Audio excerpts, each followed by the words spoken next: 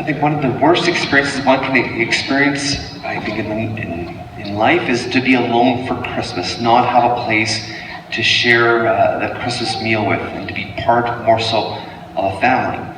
I read that the Calgary Drop-In Center fed 1,500 people yesterday as a token of those who not only were financially without, so they couldn't afford to have a meal, but those emotionally without, had no place to go to, at least for a few hours, to be part of the family.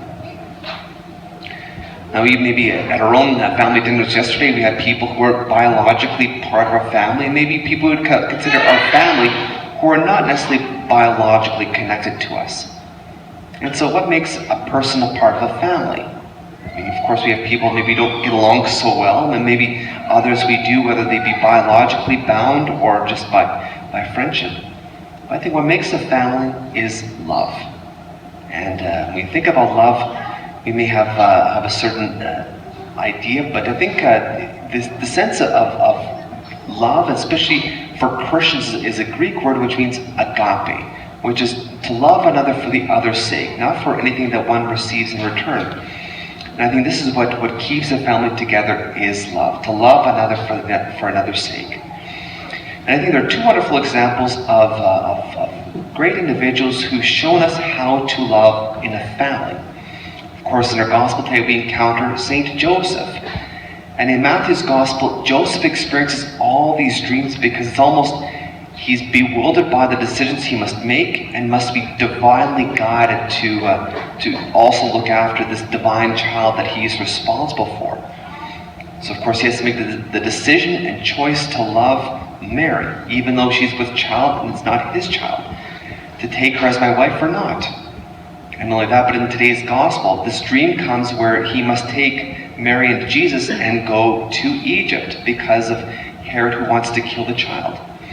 It's a wonderful example of Joseph who really shows us tangibly agape love, having to make the tough choices, maybe choices he himself would not want to experience himself or have to do, but guided by the presence of God, he did it in order to strengthen the family. Today we celebrate the Saint Stephen, the first martyr, the first witness of love after the resurrection of Christ. I think there are two wonderful ways that Saint Stephen shows how to love a family. Now, his sense of family is more broad because it is now a family of faith that he is witnessing to. I think the first witnessing is that he encounters some of the Jews who are from the outlying areas of Israel, and they test him. And the more he speaks about Jesus, the more they want to kill him, and eventually they stone him. So just the very fact that he bears witness to the love of Christ to the point of shedding his blood, I think is a wonderful example of agape, of love, to say, hey, that your error can be solved by an encounter of love. But still they say no. But I think even more profoundly was the demonstration of love just before he died, that he said, Lord, forgive them, for they know not what they do.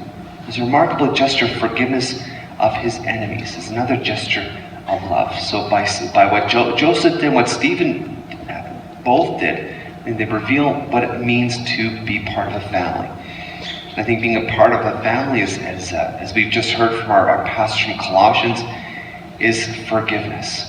Or even more so, mercy. I think mercy is another way of talking about agape love, loving another for another's sake, in a tangible way to almost rescue them from peril, is that they encounter love because they are to be loved. And Pope Francis, I think, really wants to renew the church in this call of mercy, that every Christian himself or herself would encounter the tangible love of God. So much so that they're transformed and are called to do heroic things, like Joseph. Do I take Mary or not? Do I go to Egypt or not?